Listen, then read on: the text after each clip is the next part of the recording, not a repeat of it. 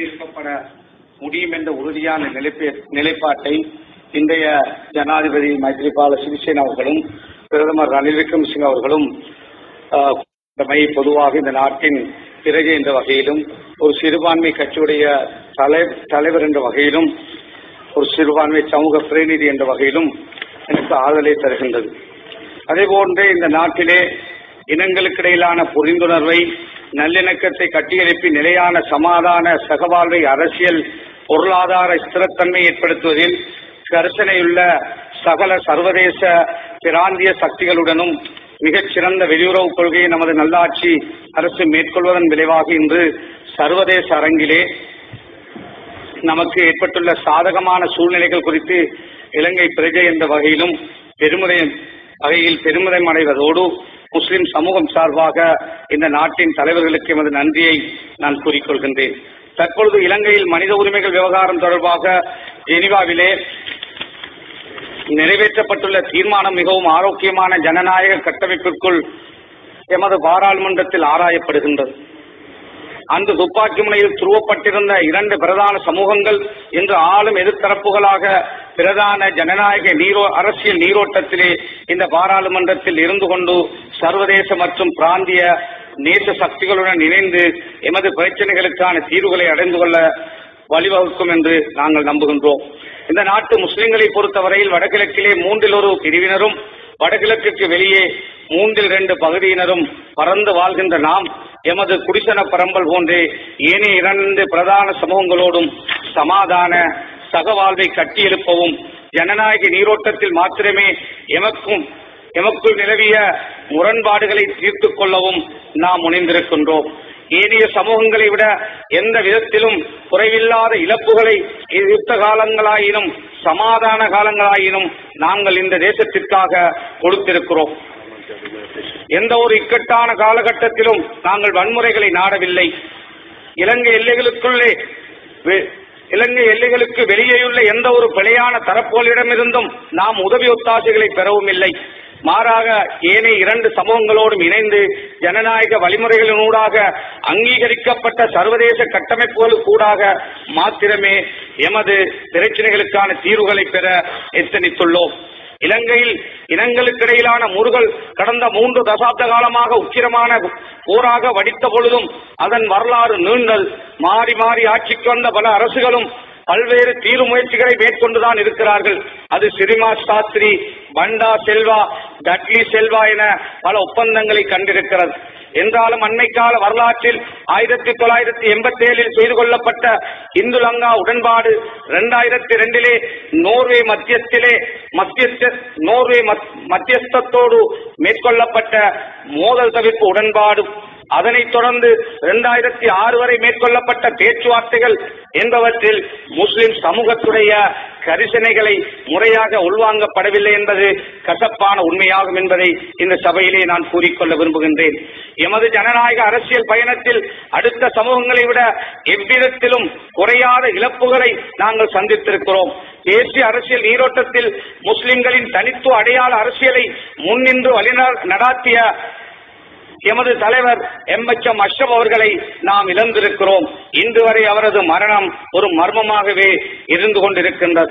கடந்த அரசாங்கத்தில் சர்வதேச சமூகத்தின் அழுத்தத்தின் பேரில் தோற்றுவிக்கப்பட்ட LLRC உள்ளக பொறிமுறை குறிப்பாக 2006 மாவிலாறு முதல் 2009 முள்ளிவாய்க்காலில் போர் முடியும் வரை குறிப்பாக தமிழ் சமூகத்திற்கு ஏற்பட்ட இழப்புகளுக்கு முன்னுரிமை கொடுத்துள்ளது. ஆனால் முஸ்லிம் சமூகத்தை பொறுத்தவரை குறைந்தபட்சம் 1985 முதல் இன்று வரை எமது பிரச்சனைகளுக்கு தீர்வுகளை அடைந்து கொள்ள முடியாத நிலையே காணப்படுகின்றது.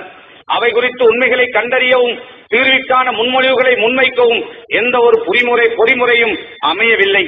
வடமாகாண மக்களின் ஆணை பெற்ற மக்களின் பிரதிநிதி என்ற வகையில் எனது மக்கள் கடந்த 1/4 நூற்றாண்டு காலமாக அகதி முகாம்களிலே வாழ்கிறார்கள்.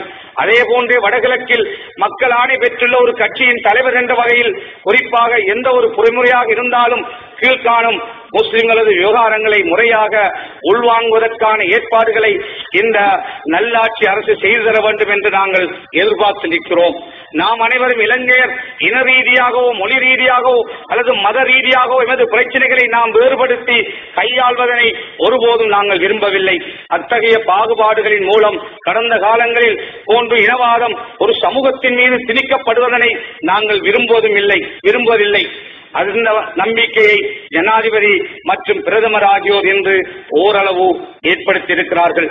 வடபுலத்து முஸ்லிம்களுடைய மீள்குடியேற்றத்தை இன்று நாங்கள் பார்க்கின்ற பொழுது, குறிப்பாக தமிழ் தேசிய கூட்டமைப்பு தங்களுடைய 30 வருட போராட்டத்தை பற்றி, தங்களுடைய அழிவுகளை பற்றி, தமது மீள்குடியேற்றத்துடைய தேவையை பற்றி, தங்களுடைய விடயங்களை பற்றி, தங்களுக்கான ஒரு தீர்வை பற்றி எல்லாம் இங்கு பேசுகின்ற பொழுது ஒரே மொழியை பேசுகின்ற இஸ்லாமிய சமூகம் இரவோடு இரவாக 2 மணித்தியான அவகாசத்திலே யாழ்ப்பாணத்திலிருந்து விரட்டி அடிக்கப்பட்ட வரலாறை இன்று அவர்கள் மறந்திருக்கிறார்கள்.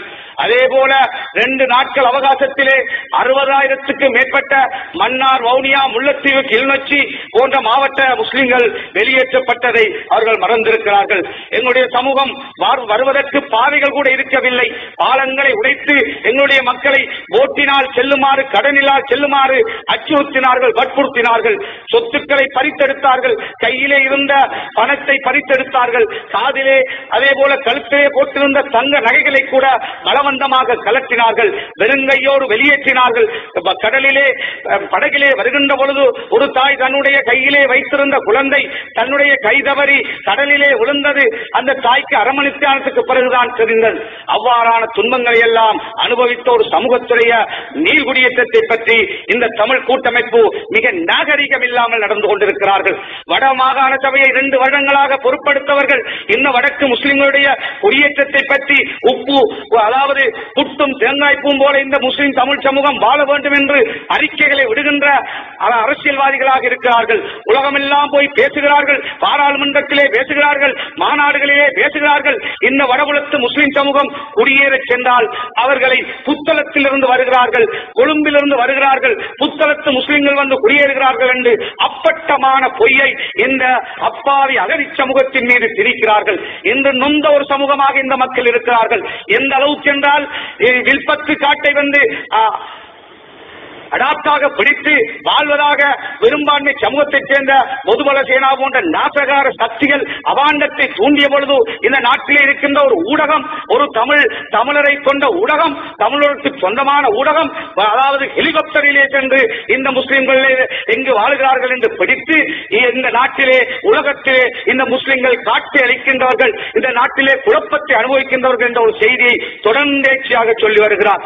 எனவே அவ்வாறு அதே போல இந்த அண்மையிலே நான் பார்த்தோம் டிவியிலே, அவருடைய அந்த ஊடகத்திலே அந்த வட மாகாண சபையிலே தமிழ் கூட்டமைப்பைச் சேர்ந்த முல்லைத்தீவு மாவட்டத்தைச் சேர்ந்த மாகாண சபை உறுப்பினர் மிக மோசமாக, அதாவது முல்லைத்தீவு முஸ்லிம் சமூகம் முறிப்பு என்ற தங்களுடைய சொந்த மண்ணுக்கு சென்று குடியேற போனதை 1981ஆம் ஆண்டு முல்லைத்தீவிலே வாழ்ந்த முஸ்லிம்கள் மட்டுமல்ல தமிழர்களுக்கெல்லாம் காணிகளை சட்டபூர்வமாக வழங்கிய பொழுது அந்த காணிகளிலே 90ஆம் ஆண்டு வெளியேற்றப்பட்ட பொழுது அவர்கள் 25 வருஷத்துக்கு பிறகு போய் சொந்த கையினால், சொந்த பணத்தினால் கஷ்டப்பட்ட அந்த காடுகளை துப்புரவு செய்து குடியேற, தங்களுக்கான கொட்டிலை அமைக்க, தங்களுக்கான கிணத்தை அமைக்க, தங்களுக்கான இருப்பிடத்தை அமைக்க முற்பட்ட பொழுது அந்த மாகாண சபை உறுப்பினர் அந்த குறித்த அந்த அதாவது டிவிக்கு சொந்தக்கார, அதாவது அந்த ஊடகத்தை கொண்டு போய் அந்த மக்கள் காட்டை பிடிக்கிறார்கள். புத்தளத்து முஸ்லிம்கள் வந்து முறிப்பிலே முல்லைத்தீவிலே குடியேறுகிறார்கள் என்று பெரியதொரு நாடகத்தை அவருடைய ஊடகத்திலே தொடர்ந்து 2-3 தினங்களாக பரப்பி வந்த அந்த துக்கத்தை, இந்த வேதனையை, எங்களுடைய சமூகத்துடைய துன்பத்தை சொல்வதற்கு ஒரு ஊடகமும் இல்லை என்ற வேதனையோடு இந்த உயர் சபையிலே நான் சொல்லுகிறேன். இறைவனிடத்திலே நான் இந்த விடயத்தை நான் சமர்ப்பிக்கிறேன். தங்களிடம் இருக்கின்ற ஊடக பலத்தை பயன்படுத்தி 1 லட்சம் முஸ்லிம்களுடைய மீள்குடியேற்றத்தை இல்லாமலாக்குவதற்கான சரியை இன்று பிரபாகரன் இல்லாத பொழுது, இந்த பிரபாகரன் இன்று இல்லாத பொழுது 1 லட்சம் முஸ்லிம்களை துரத்திய விடுதலை புலிகளுடைய தலைவர் பிரபாகரன் இன்று உலகத்திலே இல்லாத பொழுது இந்த ஊடகவியலால் சொந்தக்காரரானவர் இந்த மக்கள் எங்கு போய் குடியேறுகிறார்களோ அந்த மக்களை எல்லாம் காட்டி அளிக்கின்றவர்கள் புத்தளத்தை சேர்ந்தவர்கள் என்று அப்பட்டமான பொய்யை சொல்லி இந்த 1 லட்சம் முஸ்லிம்களுடைய குடியேற்றத்தை தடுக்கின்ற அநியாயத்தை செய்கிறார்கள். ஐயா சம்பந்தன் அவர்கள் எதிர்க்கட்சி தலைவராக வந்த பொழுது ஒரு சிறுபான்மை சமூக பிரதிநிதி என்ற வகையிலே, அதே மொழியை பேசுகின்றவன் என்ற வகையிலே நான் அவரை பாராட்டினேன், வாழ்த்துக்களை சொன்னேன், சந்தோஷப்பட்டேன்.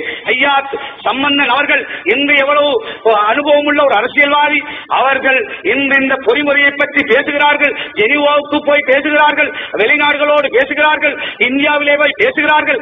ஆனால் இந்த 1 லட்சம் முஸ்லிம்களை விரட்டிய விடுதலை புலிகள் அன்று தமிழ் கூட்டமைப்புடைய அரசியல் சக்தியாக, அரசியல் பலமாக, அரசியல் கட்சியாக இருந்த பொழுதுதான் அவர்கள் இந்த சமூகத்தை விரட்டினார்கள். காத்தாங்குடியிலே தொழுது கொண்டிருக்கின்ற பொழுது சுட்டுக் கொண்டார்கள். ஏராவூரிலே அவ்வாறு ஹஜ்ஜுக்கு போய்விட்டு வந்தவர்களை சுட்டுக் கொண்டு எங்கே புதைத்தார்கள் என்ற கபறுகளை இன்றும் நாங்கள் தேடி அழைக்கிறோம். எனவே அவ்வாறெல்லாம் அநியாயத்தை செய்தார்கள். 92ஆம் ஆண்டு அலிஞ்சி பொத்தான என்ற அந்த பிரதேசங்களிலே கொலநறுவையிலே அப்பாவி முஸ்லிம்கள் 200 பேர் மட்டிலே தாய்மார்கள், பச்சிலங் குழந்தைகள், 2 வயது குழந்தைகளை கூட கத்தியினால் வெட்டி குதறி கொலை செய்தார்கள். அதிலே அவர்கள் சந்தோஷத்தை கண்டார்கள். ஆனால் எந்த ஒரு கட்டத்திலும் இந்த நாட்டிலே வாழ்ந்த அஷ்ரப் தலைவராக இருக்கலாம் அல்லது நாங்கள் இன்று இருக்கின்ற அரசியல் தலைவர்களாக இருக்கலாம், ஒருபோதும் நாங்கள் தமிழ் மக்களுக்கு ஒரு நிலையான தீர்வு கிடைப்பதை, தமிழ் மக்கள் சந்தோஷமாக வாழ்வதை, நிம்மதியாக வாழ்வதை, அவர்களுடைய இருப்பிடங்களிலே போய் குடியேறுவதை, அவர்களுக்கான வசதிகளை செய்து கொடுப்பதை ஒருபோதும் நாங்கள் தடுக்கவில்லை, தடுக்கவும் மாட்டோம். அவர்களுக்கு நாங்கள் உதவி செய்திருக்கிறோம். எதிர்காலத்திலும் இன்ஷா அல்லாஹ் நாங்கள் உதவி செய்வோம். ஆனால் இன்று நீங்கள் நாடு கேட்டு போராடியவர்கள், இன்று இந்த சர்வதேச பொறிமுறையை பற்றி பேசுகின்றவர்கள், ஏன் ஒரே மொழியை பேசுகின்ற உங்களுடைய மண்ணிலே சகோதரர்களாக வாழ்ந்த, உங்களோடு ஒற்றுமையாக வாழ்ந்த எங்களுடைய வடபுலத்து 1 லட்சம் முஸ்லிம்களுடைய குடியேற்றத்துக்காக எந்த ஒரு நடவடிக்கையும் இந்த தமிழ் கூட்டமைப்பு செய்யவில்லை. உதவிதான் நீங்கள் செய்யவில்லை. உங்களுடைய கடமை, நீங்கள் முதலில் இந்த 1 லட்சம் முஸ்லிம்களை கொண்டு போய் அவர்களுடைய காணியை கண்டுபிடித்து, அந்த காணி இல்லை என்றால் இன்னொரு காணியை கொடுத்து, அந்த காணியிலே வேற யாராவது குடியிருந்தால் அதை பெற்றுக் கொடுத்து அவர்களை குடியேற்ற வேண்டிய தார்மீக பொறுப்பு எதிர்க்கட்சி தலைவராக இருக்கின்ற சம்பந்தன் ஐயாவுக்கும், அவரோடு இருக்கின்ற 16 பாராளுமன்ற உறுப்பினர்களுக்கும், முதலமைச்சராக இருக்கின்ற விக்னேஸ்வரன் அவர்களுக்கும், அவரோடு இருக்கின்ற தமிழ் மாகாண கூட்டமைப்பு மாகாண சபை உறுப்பினர்களுக்கும் இருக்கின்ற பொழுது, பெரிய தலைவர்கள் எல்லாம் நேர்மையாக பேசுகின்ற பொழுது, அங்கிருக்கின்ற அதாவது சிறிய மாகாண சபை உறுப்பினர்களை, இனவாதம் கொண்ட பாராளுமன்ற உறுப்பினர்களை அங்கு அனுப்பி முஸ்லிம்கள் காட்டை பிடிக்கிறார்கள், காட்டை அளிக்கிறார்கள், வில்பத்தை பிடிக்கிறார்கள், சன்னாரை பிடிக்கிறார்கள், முல்லைத்தீவு முறிப்பை பிடிக்கிறார்கள் என்றெல்லாம் அப்பட்டமான பொய்களை ஊடகங்களின் ஊடாக, உங்களிடம் இருக்கின்ற ஊடக பலங்களை, உங்களிடம் இருக்கின்ற வெளிநாட்டு பலங்களை பயன்படுத்தி இந்த சமுதாயத்தை ஒரு கேடுகட்ட சமூகமாக, ஒரு பிழையான சமூகமாக, ஏதோ வாழ முடியாமல் இந்த நாட்டிலே நடுரோட்டிலே புத்தளத்திலோ கொழும்பிலோ இருக்கின்ற ஒரு சமூகம் அங்கு வந்து காடு பிடித்து வடபுலத்தை ஆக்கிரமிக்க வந்த சமூகம் போல தமிழ் கூட்டமைப்புடைய மாகாண சபை பாராளுமன்ற உறுப்பினர்கள் சொல்லுகிறார்கள். முல்லைத்தீவிலே மாகாண சபை உறுப்பினர் ரவிகரன் என்கின்றவர் மிக மோசமாக பேசியிருக்கிறார். அதை என்னையும் சம்பந்தப்படுத்தி அந்த முஸ்லிம்கள் முறிப்பை போய் அடாத்தாக பிடித்ததாக பேசியிருக்கிறார். முறிப்பு அந்த மக்கள் வாழ்ந்த பூமி, புலிகள் தான் அவர்களை துரத்தினார்கள், அவர்கள் விரும்பி வரவில்லை. அந்த மண்ணை விட்டு வெளியேறுகின்ற பொழுது அழுது புலம்பி வந்தார்கள், அவர்களுடைய சொத்துக்களை கொண்டு வர விடவில்லை. இந்த 2700 முஸ்லிம்கள் முல்லைத்தீவுக்கு மீள்குடியேற்றத்துக்கு போனார்கள். இன்று 700 முஸ்லிம் குடும்பங்கள் வாழ்கிறார்கள். 2000 முஸ்லிம் குடும்பங்கள் திரும்பி வந்து விட்டார்கள். ஏன்? இருக்க இடமில்லை. 10 கிராம சேவர் பிரிவிலே வாழ்ந்தார்கள். இன்று இந்த காலத்திலே அங்கு வேறு வேறு மாவட்ட மக்கள் வந்து புலிகளால் குடியேற்றப்பட்டார்கள். இன்று அவர்கள் இருப்பதற்கு ஒரு இடமில்லாமல் துடிக்கிறார்கள். அரசாங்கம், கடந்த மஹிந்த ராஜபக்ஷ அரசாங்கம் அவர்களுக்கு காணிகளை கொடுத்து குடியேற்ற நடவடிக்கை எடுத்த பொழுது 900 ஏக்கர் காணியை நடுப்பாதையிலே மெயின் ரோட்டிலே ஒதுக்கிய பொழுது அங்கிருக்கின்ற தமிழ் கூட்டமைப்பு அரசியல்வாதிகளுடைய அடி பருடிகள் அங்கு வந்து அந்த காணிகளை துப்புரவாக்க சென்ற இயந்திரங்களுக்கு முன்னால் படுத்துக் கொண்டு இங்கு வந்து புத்தளத்து முஸ்லிம்கள் குடியேறக்கூடாது என்று அப்பட்டமான பொய்யை, வதந்தியை தங்களிடம் இருக்கின்ற ஊடக பலத்தை பயன்படுத்தி உலகமெல்லாம் எடுத்துச் சென்றார்கள். வாய் பேச முடியாத சமூகமாக, யாரும் கேட்பதற்கு பார்ப்பதற்கு இல்லாத சமூகமாக 2000 குடும்பங்கள் மீண்டும் திரும்பி வந்து ஆலங்குடாவிலே இன்னும் பல முகாம்களிலே துன்பத்தோடு, பசியோடு, பட்டினியோடு, கஷ்டத்தோடு, தங்களுடைய துன்பங்களோடு வாழ்ந்து கொண்டிருக்கிறார்கள். கடந்த பாராளுமன்ற தேர்தல் வந்த பொழுது முல்லைத்தீவு முஸ்லிம்களுடைய வாக்குரிமையை நாங்கள் பார்த்தோம். அங்கு 1000 வாக்குகள் கூட இருக்கவில்லை. எல்லா வாக்குகளும் அளிக்கப்பட்டு விட்டது. புத்தளத்திலும் இல்லை, முல்லைத்தீவிலும் இல்லை. எங்கு எதிலும் இல்லாத சமூகமாக மாறி இருக்கிறார்கள். எனவே தமிழ் கூட்டமைப்புடைய எதிர்க்கட்சி தலைவராக இருக்கின்ற தலைவர் ஐயா சாமந்தர்களுக்கு நான் கேட்கின்றேன், நீங்கள் இந்த நாட்டிலே ஒரு தீர்வு எதிர்பார்ப்பதாக இருந்தால், நீங்கள் ஒரு பொறிமுறையை எதிர்பார்ப்பதாக இருந்தால், நீங்கள் 16 பேரும் சேர்ந்து கொண்டு நீங்கள் விரும்புவதை இந்த அரசு தரும் என்றோ அல்லது இந்த பாராளுமன்றம் அங்கீகரிக்கும் என்றோ நீங்கள் நினைத்தீர்களாக இருந்தால் உங்கள் கடமை என்பதை நான் சுட்டிக்காட்ட விரும்புகின்றேன். எனவே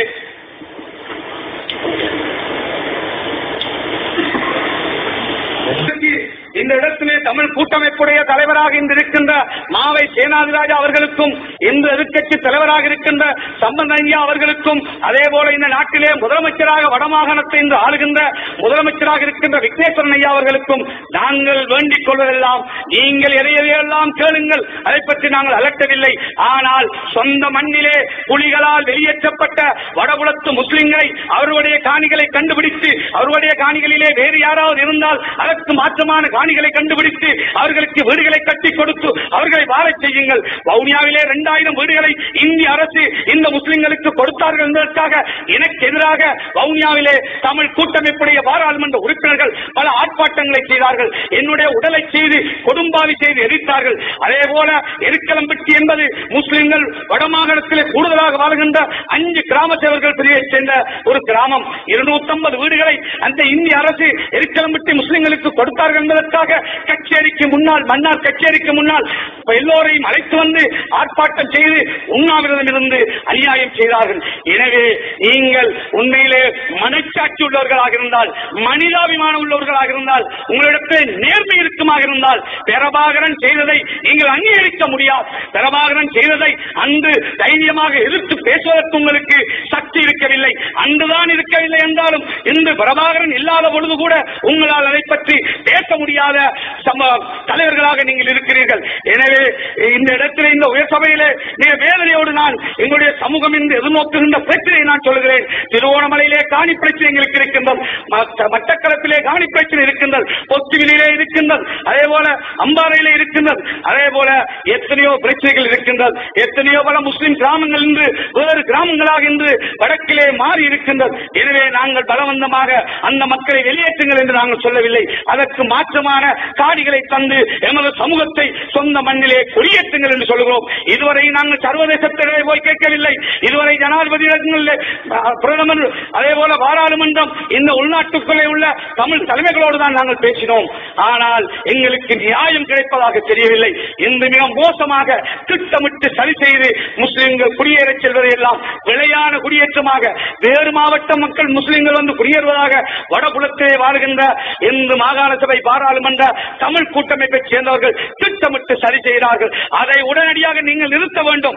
நீங்கள் உண்மையான நியாயம் உள்ளவர்களாக இருந்தால், ஒரு இனத்துடைய விடுதலைக்காக பேசுகின்றவர்களாக இருந்தால், உங்களுடைய மொழியை பேசுகின்ற சகோதர இனமான முஸ்லிம் சமூகத்தை நாங்கள் சொந்த மண்ணிலே வாழ்ந்த பூமியிலே வாழுவதற்கு நீங்கள் அனுமதிக்க வேண்டும் என்று நான் இந்த உயர் சபையிலே நான் வேண்டுகோள் விடுக்கின்றேன். இங்கு சில விடயங்களை இந்த விடுதலை புலிகளுடைய அட்டகாசத்தினால் எங்களுடைய சமூகம் இந்த நாட்டிலே பட்ட துன்பங்கள் ஏராளம் இருக்கின்றது. 1-2 அல்ல. இங்கு சில விடயங்களை நான் சொல்லலாம்.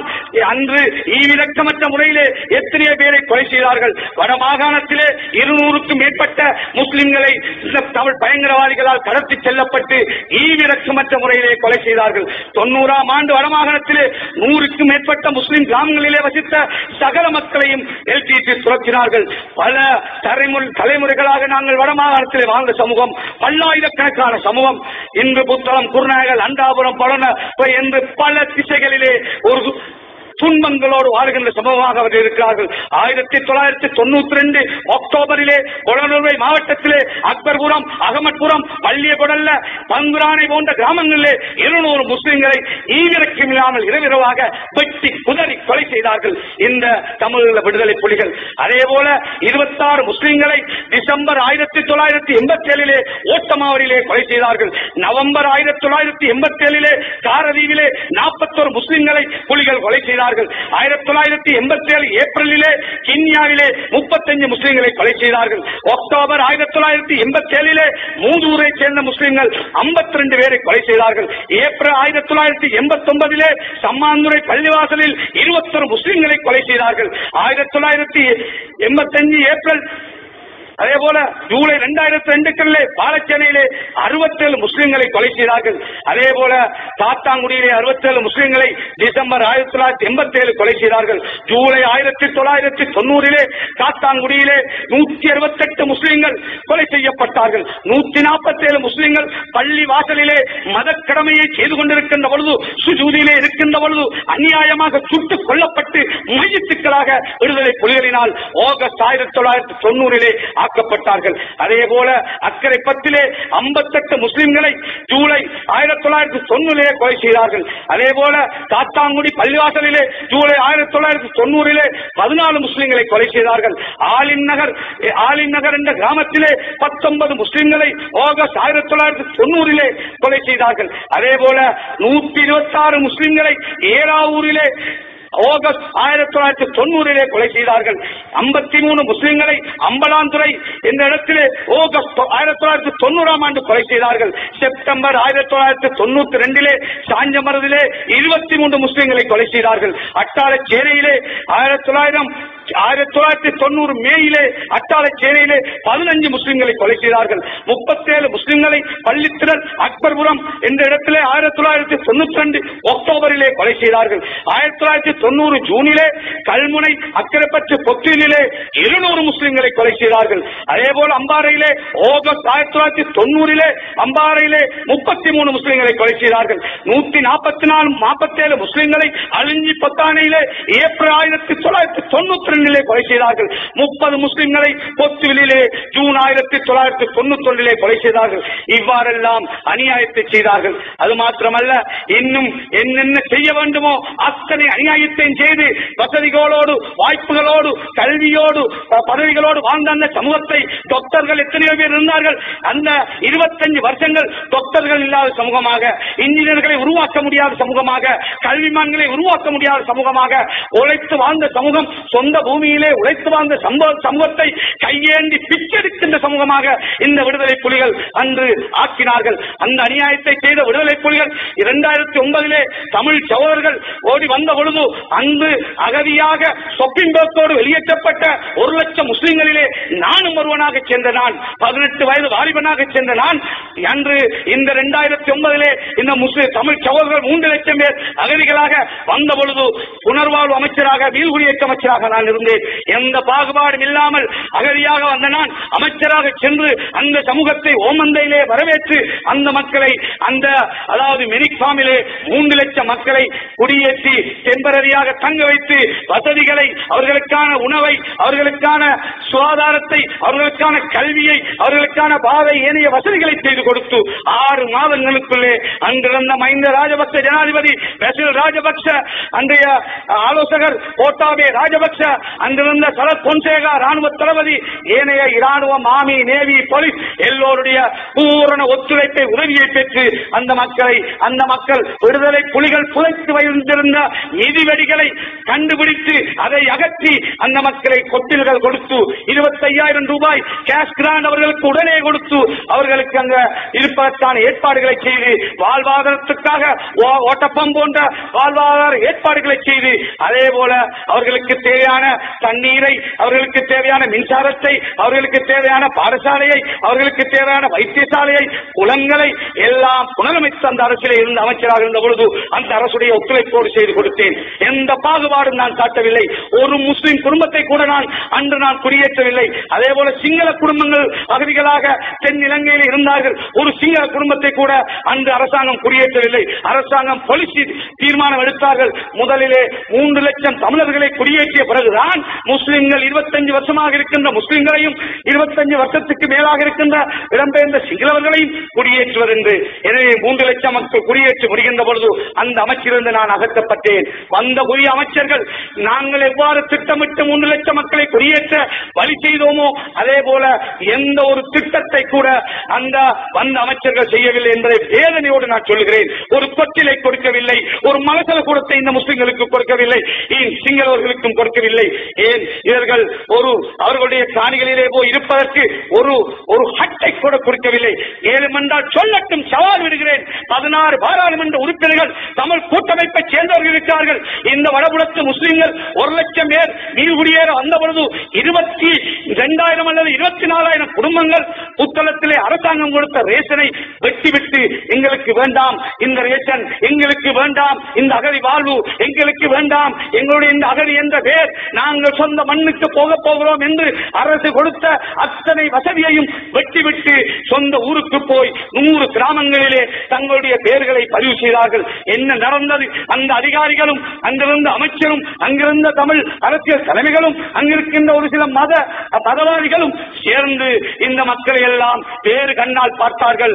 தமிழ் மக்களுக்கு நான் பெற்றுக் கொடுத்த 25,000 கேஷ் தான் இந்த முஸ்லிம்களுக்கோ இந்த சிங்களவர்களுக்கோ கொடுக்கவில்லை. நாங்கள் கொட்டில்களை தமிழ் மக்களுக்கு கொடுத்தோம், இவர்களுக்கு கொடுக்கவில்லை. வாழ்வாதார வசதியை நான் அந்த அமைச்சராக இருந்த பொழுது கொடுத்தேன், அதை இந்த மக்களுக்கு கொடுக்கவில்லை. எதையும் செய்யவில்லை. அவ்வாறு இருந்த பொழுது இந்த சமூகம் துன்பப்பட்டது, துயரப்பட்டது, கஷ்டப்பட்டது, வேதனைப்பட்டது. எங்களுக்கு நியாயம் இல்லையா என்று கேட்கின்றது.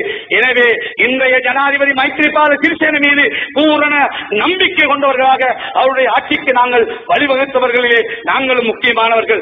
அதே போல பிரதமர் ரணில் விக்ரமசிங்கே அவர்களுக்கு பிரதமராக அவருடைய இந்த ஆட்சி அமைவதற்கு எங்களுடைய கட்சியும் நாங்களும் எங்களாலான பூரண பங்களிப்பை நாங்கள் செய்திருக்கிறோம். இந்த அரசிலே நாங்கள் பங்காளியாக இருக்கிறோம். நீங்கள் தமிழ் கூட்டமைப்புடைய கோரிக்கைகளை மிக வேகமாக நிறைவேற்றுகிறீர்கள், அதை நாங்கள் பாராட்டுகிறோம். அதே போல 1,00,000 முஸ்லிம்கள் அகதிகளாக நடுத்தெருவிலே நிற்கிறார்கள்.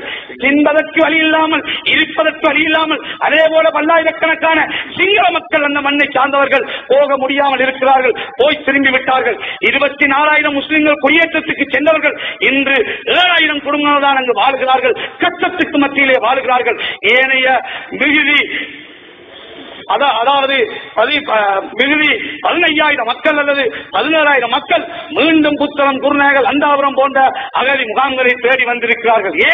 ஏன் வந்தார்கள்? இருக்க விடுகிறார்கள் இல்லை, இருப்பதற்கு கொட்டில் கொடுக்கிறார்கள் இல்லை, உதவி செய்கிறார்கள் இல்லை.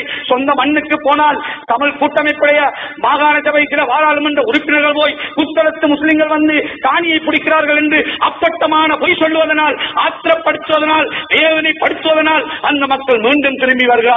அங்கு வந்தது மட்டுமல்ல, வந்துவிட்டு மீண்டும் போக, அங்கு போனால் கல்வி இல்லை, அங்கு போனால் இருக்க பாதை இல்லை, மழை வந்தால் தூங்க முடியவில்லை, படிப்பதற்கு கட்டிடம் இல்லை, இந்த மக்களை பார்ப்பதற்கு யாரும் இல்லை. சுவாமிநாதன் அமைச்சர் அவர்கள் இன்று வந்து 10 மாதம் அமைச்சராக இருக்கிறார். 2 முறை அவருடைய அமைச்சுக்கு நான் போய் சொன்னேன், ஆக குறைந்தது எதையாவது இந்த சமூகத்துக்கு செய்யுங்கள் என்று கேட்டேன். ஒரு மனத்தல கூடத்தை கூட இதுவரை அந்த மக்களுக்கு தரவில்லை என்பதை வேதனையோடு நான் இந்த சபையிலே நான் சொல்லி வைக்க விரும்புகின்றேன். எனவே இந்த அரசிடத்திலே எங்களுக்கு நம்பிக்கை இருக்கின்றது. எனவே இந்த அரசு இந்த மக்கள் முஸ்லிம்களை மட்டுமல்ல நாங்கள் சொல்கிறோம், சிங்கள மக்களையும் குடியேற்றுங்கள். அதே போல புலிகளுக்கு பயந்து வந்த தமிழ் மக்களையும் குடியேற்றுங்கள். நீண்ட கால அகதிகளாக இருந்த 25 வருஷம் 30 வருஷம் அகதிகளாக இருந்தவர்களையும் குடியேற்றுங்கள். இந்த பொறிமுறையிலே 2007க்கு பிறகுதான் அவர்கள் இந்த பொறிமுறையிலே கொண்டிருக்கிறார்கள். 2007க்கு பிறகு பார்த்தால் நான் இங்கே சொன்ன கொலைகள், இங்கே சொன்ன அழிவுகள், இங்கே சொன்ன இழப்புகள், இங்கே சொன்ன அநியாயங்கள் எதுவும் இங்கு பேசப்பட போவதில்லை. 1 minute. எதற்கும் தீர்வு கிடைக்கப் போவதில்லை.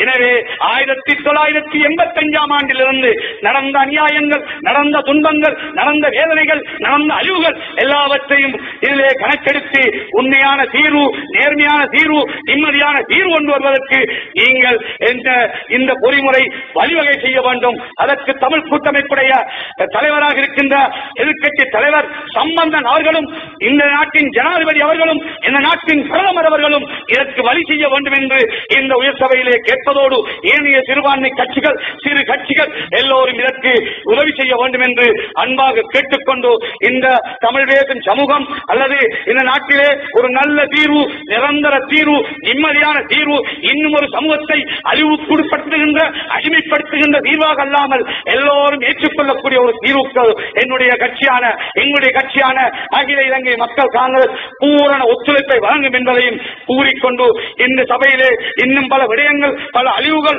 அன்னைக்காலம் 85 இருந்து இன்று வரை நடந்திருக்கின்ற அநியாயங்களும் துன்பங்களையும் உங்களுக்கு இங்கு நான் டேபிள் பண்ணுகிறேன். ஹன்சாட்டிலே முடிந்தால் இதை இணைத்துக் கொள்ளுமாறு கௌரவ இன்று தலைமை தாங்குகின்ற தவிசாளருக்கு நான் வேண்டுகோள் விடுக்கின்றேன். இதை இங்கு நான் சமர்ப்பிக்கின்றேன். நன்றி. Thank you.